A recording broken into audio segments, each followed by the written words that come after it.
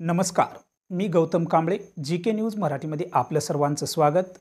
तुम्ही पाहत आहात मराठवाड्याच्या कुशीतलं जीके न्यूज मराठी। आता घेऊ विविध क्षेत्रातील राजकीय, सामाजिक, आर्थिक, कृषी आणि क्रीडा व तसेच शैक्षणिक विषयी घडामोडींचा आढावा। चला तर वळूया पुढील बातमीकडे। आता बातमी आहे आंदोलनाची, पाहूया सविस्तर। एसटी भाडेवाढीच्या विरोधात ठाकरे गट आक्रमक झाला असून ठाकरे सेनेच्या कार्यकर्त्यांनी नांदेड शहरातील मध्यवर्ती बसस्थानकासमोर चक्काजाम आंदोलन केले। एकीकडे लाडक्या बहिणींना 1500 रुपये दिले जातात, तर दुसरीकडे एसटी बसेसचे भाडेवाढ करून सर्वसामान्य जनतेच्या खिशाला कात्री लावण्याचे काम हे सरकार करत आहे, असा आरोप या शिवसैनिकांनी यावेळी केलाय। नांदेड जिल्ह्यातील एकूण 9 ही आगारासमोर हे आंदोलन करण्यात आले आहे। अचानक सुरू केलेल्या या आंदोलनामुळे रस्त्यावर बसेसच्या रांगा लागल्या होत्या। त्याचबरोबर प्रवाशांचा देखील खोळंबा झाल्याचे पाहावयास मिळाले।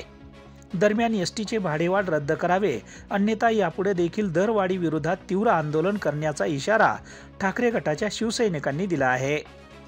पाहूया काय म्हणाले ते।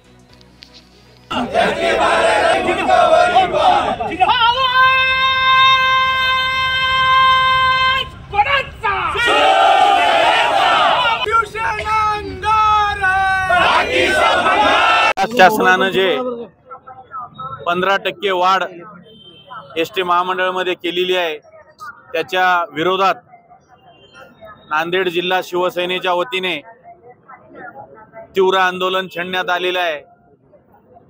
जे वाढ झालेली आहे तो सध्या जो परिवहन मंत्री आहे सरनाईक, या मंत्र्याला माहीत सुद्धा नाही की हे दरवाढ झालेली आहे।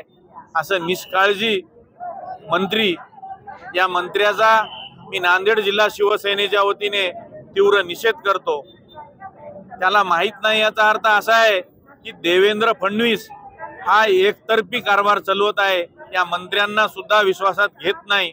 त्यामुळं या गोरगरीब जे जनता आहे, जे एसटी महामंडळानं प्रवास करते, ग्रामीण मधून तालुक्याला येते, तालुक्याहून जिल्ह्याला येते, या गोरगरीब जनतेचा या शासनाला हळहळ कळकळ लागल्याशिवाय राहणार नाही।